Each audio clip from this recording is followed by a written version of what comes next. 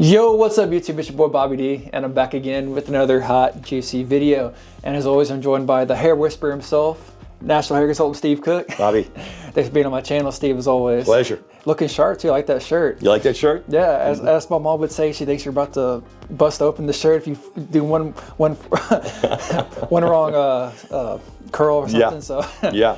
but everyone knows when Steve's here, we talk about hair. And Steve also has his own channel at Defeating Hair Loss. Great content. I always make an appearance, try to help out. Yes, you do. I do my best.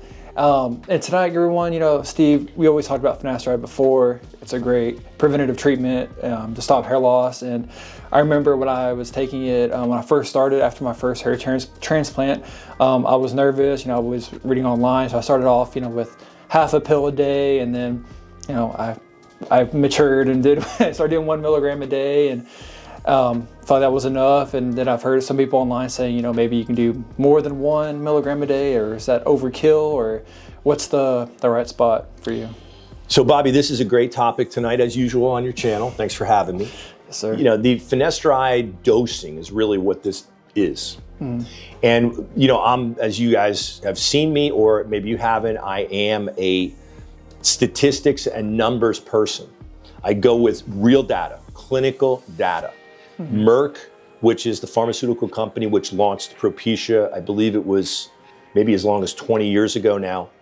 They had, you know, been through the ringer with what the FDA does to most pharmaceutical companies for about 12 years in the case study. And in the case study were men ages ranged 18 to 65.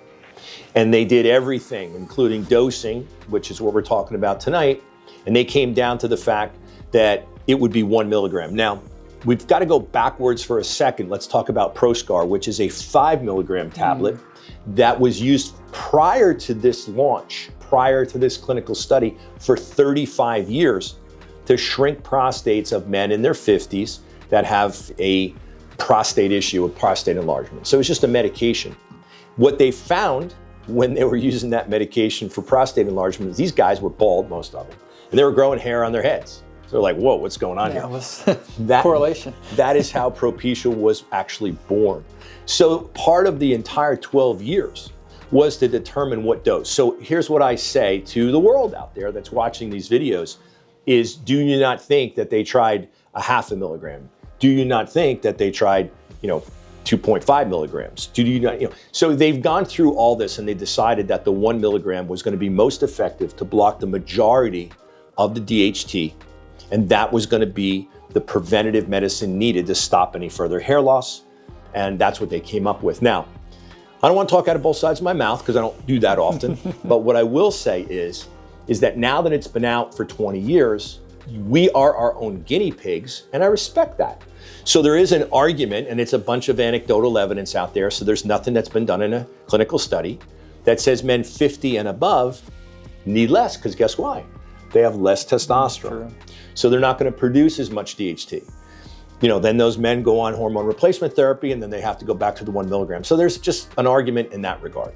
There's also arguments, there's also anecdotal evidence out there, just gibberish talk, that anyone that feels, whether it's true or not, that they're having a side effect can lower that dose and still get a benefit from it. My point is, be very careful, because what happens to us as, you know, human beings, as researchers, have emotional freaks like me with hair loss, is you tend to want to believe what you want to believe. That's very true. Right, Bobby? Yeah. So when you're online, you know, and you're looking around, and you're like, oh man, this guy says I need 1 milligram, but I took 1 milligram and I felt like I had a bad erection one night. And then this guy says take a 0.5 milligram, he has great erection, so I think I'll believe him. Okay, well listen, I don't want anything to do with your directions. And I don't want to hurt your, you know, ability to perform like Superman in the bedroom, which is what we all want to do as men, I guess, and women too. But, you know, it really comes down to my job is to help you save your hair. My job is to help you stop losing your hair. My job is to give you information that I have confidence in over all these years, because that's why you're watching Bobby's channel, my channel, is to help you cut through all that mess. So, really don't have a concluded answer here. It's just, if you have a gun to your head, you're going to go with 1 milligram. If you're afraid of any of these side effects they talk about online, start with a 0.5 milligram. But what I will say is, and I think this was your original question, it is not going to do you any good by going over 1 milligram. So don't buy into any of that stuff. Just cross that right off the list. Okay, Bobby? Yeah. Sounds good. Sounds good. Thanks for the knowledge, as always. My pleasure. And as always, everyone, if you be sure to like and subscribe to my channel, I really appreciate it. And also check out Defeating Hair Loss. To check out Steve on there, 2 videos a week, and I'm up there every now and then. Yes, you are. And we will see you next time.